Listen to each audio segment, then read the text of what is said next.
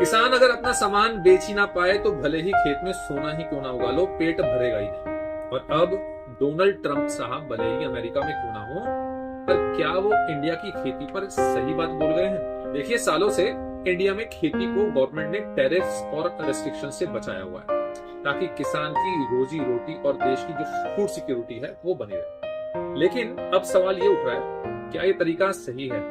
सोचिए, किसान मेहनत करता है पर मार्केट एक्सेस है ही नहीं, अपने अनाज को अच्छे दाम पर वो बेच नहीं सकता। ऊपर से सरकार सपोर्ट तो देती है लेकिन सिर्फ कुछ ही अनाज पर, कुछ ही क्रॉप्स पर, जिससे किसान वो ही अनाज उगाते हैं भले ही मार्केट में उसकी जरूरत है ही नहीं। नतीजा क्या होता है? कहीं फसल ज्यादा हो जाती है और कहीं कम पड़ जाती है। फिर हम बाहर से वही चीजें इंपोर्ट करते हैं जो अपने देश में ग्रो हो सकती थी।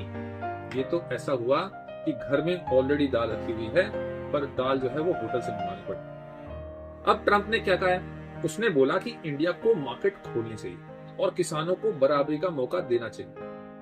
और सच कहें तो ये बात बिल्कुल भी गलत नहीं है। हमारे देश में किसान सबसे बड़े एंटरप्रेन्योर हैं। उन्हें सही ट्रेनिंग, टेक्नोलॉजी और मार्केट मिले तो वो कमाल कर सकते हैं। लेकिन अभी जो प्रोडक्शन है वो उन्हें आगे आगे नहीं बढ़ने दे रहा, बल्कि पीछे खींच रहा है। जरूरत है कि खेती को बिजनेस की तरह देखा जाए, जहां पर जीएम क्रॉप्स, अच्छी लॉजिस्टिक्स, वेयर हाउस और स्मार्ट फार्मिंग की बातें। सिर्फ सब्सिडी से किसान अमीर नहीं बनता, उसे मार्केट चाहिए और मौका भी चाहिए। बात खेती की हो या फिर जमीन की, जब तक हम सोच नहीं बदलेंगे तब तक ग्रोथ पॉसिबल है ही।